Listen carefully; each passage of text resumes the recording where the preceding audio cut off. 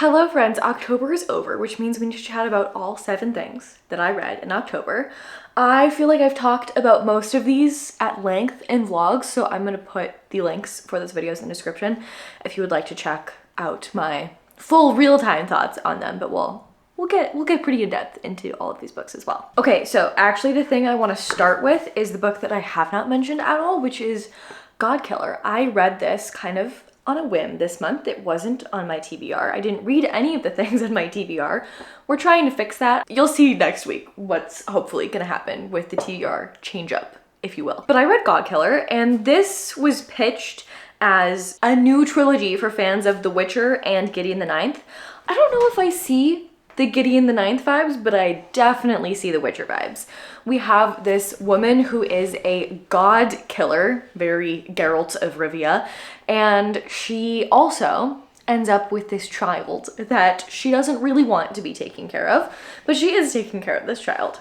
Also very Witcher vibes. I had a really fantastic time reading this. It absolutely flew by. I always wanted to be picking up. It really, the cover of this gives me such strong autumnal vibes. If you're looking for something to kind of wrap up your autumn season, I think this would be a fantastic choice. I really loved the different characters that we were getting perspectives from. I really loved the magic system and the gods in here and how that was explained. And I am really, really excited to pick up the other books in this series. I also really enjoyed the audiobook. If you're an audiobook connoisseur like I am, I would highly recommend this one. I felt like every single character we were following in here really went through a character arc. Nobody stayed the same the entire way through, and I really appreciated that. This was twisty and turny. I was shocked at times. There were reveals. I was always at the edge of my seat. There was action. There was found family. I really, really loved this and would highly recommend if you're looking for a little fantasy to pick up this autumn. I also read Hosier's favorite books this month. I read Portrait of the Artist as a Young Man by James Joyce.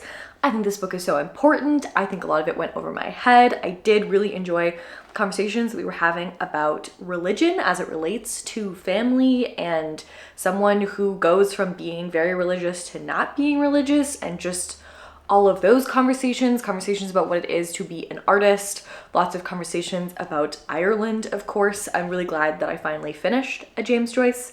Maybe one day I will tackle Ulysses again, but it won't be anytime soon. I think, unfortunately, his writing maybe is just not for me, and I would love to just watch someone else talk about how important this book is instead of attempting to read them on my own. That said, I am really glad that I picked this up, and I think it is a lot more accessible than Ulysses if you're trying to read James Joyce. I also read The Fisherman and His Soul by Oscar Wilde. I thought this was a nice little fairy tale. I listened to it on audiobook and I had a really good time with that. We're following this man who finds this mermaid. Basically, the mermaid tells him that they can't be in love.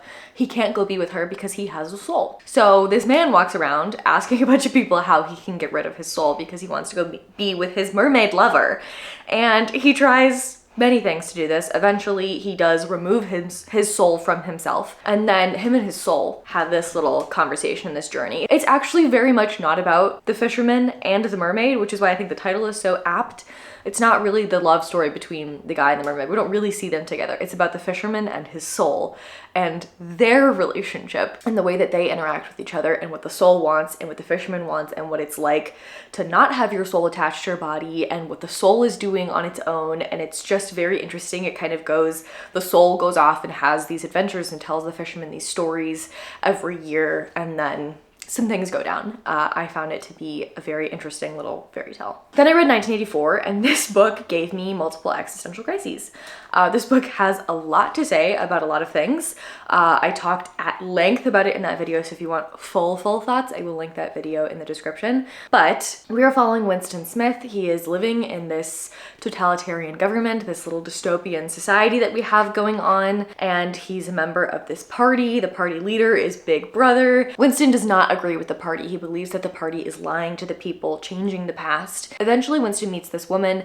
They have this affair, and this kicks off sort of their revolutionary journey that they go on. They get captured, they get tortured so incredibly much. I did not really understand how much this book was going to be about torture, but it was a lot. I will say I loved the beginning of this book. The middle of this book was so incredibly boring. From the time that this affair starts until the time that they get captured, I was so freaking bored. And that's really unfortunate. We were basically just reading this like revolutionary text and I almost DNF'd because it was so boring. So if you almost DNF'd at that point, push through. The ending gets very interesting again. This book has a lot to say about where the past exists, obviously about totalitarianism, a lot to say about love, a lot to say about pain, and a lot to say about language, and I had a really fantastic time with this.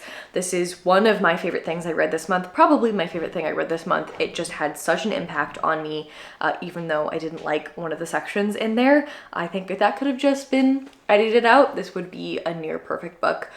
Besides the rampant misogyny and weird age gap in this, it's definitely of its time. It definitely has some problems, but the things that this had to say I think are incredibly, incredibly important. Then I read some dark and cozy things. I read Neverwhere by Neil Gaiman. I am slowly picking my way through all of Neil Gaiman's work and I love all of it.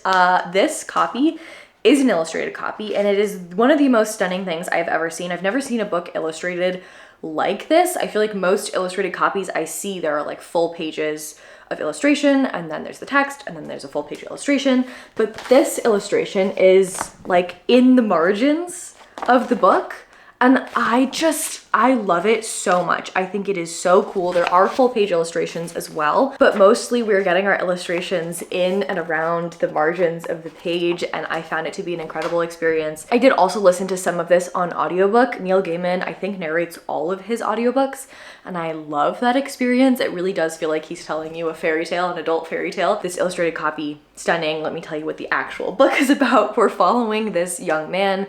He moves to London. He's got this, he's like an investment analyst, big boy job, and he has this fiance who is very in control of everything and tells him exactly what to do, tells him when to propose to her, and he just kind of floats through his life. And then one day he finds this girl on the sidewalk and she's very obviously hurt and needs help, and his fiance is trying to drag him to this dinner with this important person in her life. I think it's her boss or something. He basically says, no, like, I'm going to help this girl. She leaves him. He ends up in this alternate reality, London below, and goes on this absolutely crazy adventure with this girl that he found named Dor. I love the found family in here. We're being chased by assassins, so it is properly dark and scary. There are multiple life-threatening things that happen. I just love Neil Gaiman's work. I'm gonna keep reading all of it. This book is in part helping me to heal my relationship with rats because there are many rats in here and rat people who speak for rats, and I had a good time with them. And I do not like rats. I had a rat living in my apartment with me when I lived in New Orleans for like 2 or 3 weeks, and my landlord gaslit me about it and it was awful. And I used to hear him running around at night and it was horrifying. But I liked the rats in this one. Okay, that's all I have to say. I also read Manners and Monsters, which is the first book in this incredibly long series that is about this Regency England space where there are zombie people. They're not called zombie people. It's called the Affliction in the book. And our main character, her dad is studying the affliction. Her mother is one of the afflicted, so she is a zombie. It was like this face powder that the French gave them as a war tactic. It turned the women of the Ton into zombies with a hunger for brains, and it's very silly, and it's a little murder mystery situation. We have our main character teaming up with this grumpy man. Very much unlike Godkiller. I felt like there was no character development in this. I felt like everyone stayed exactly the same, and it was not my favorite thing that I read. I don't really have much else to say about it. If you're looking for a turn your brain off cozy time, I think this was a good one. Otherwise, I would pick something else. The last thing I read this month was The September House, and this was a huge win for me. I've been looking for a cozy horror that I love for a long time now, and I finally found one, and I am so happy that I did. The September House is exactly what I want in cozy horror. It is true horror. It is deeply terrifying and scary and gross. It also has found family. It also has this incredible over-the-top absurdity that made me laugh out loud. It's funny. It was everything that I want in cozy horror, and I'm really, really excited to see what this author does next. We are following this couple who move into this Victorian house. It's their dream home. They can't believe it's so cheap. The realtor is telling them about all of the murders and deaths that have occurred in the house. They don't care. They're ready to move into their dream home. And in September, the walls bleed, birds fly into the house, ghosts start appearing, things get extra scary, extra spooky. Our main character's grown daughter comes back to stay with her because her husband has gone missing. Our main character's husband has gone missing. And her daughter's like, hey, where is dad? We should probably figure this out. And we go on this crazy, absurd adventure because the daughter does not know any of the spooky, scary things going on in the house. And so her mother's trying to cover it up. So she's scrubbing the blood off the walls. She's unburying bones and giving them to different ghosties so that they will go away for a few weeks. She's exorcising the house. It's very deeply funny and scary, and I had a fantastic time. If you're looking for cozy horror and you haven't found one that works for you quite yet, I would highly, highly recommend The September House. Please check content warnings before you read this one though. There is something in here that is kind of set up as a reveal, so I don't want to say it off the top, but I would say if you have any sensitivities, please check content warnings. I didn't, and I wish that I had. And that's it. That's everything that I read in October. I will see you next week at 11 a.m. Eastern. We are throwing my TBR out the window. There will be no TBR this month. We are flying by the seat of our pants, and we will see what happens. Also, November is the Bloomin Readathon hosted by my friend Allie at Allison Pages. I highly recommend participating. I am very excited to participate. I think this readathon is gonna give me the perfect little encouragement to read as many things as I can in November without having like a set TBR.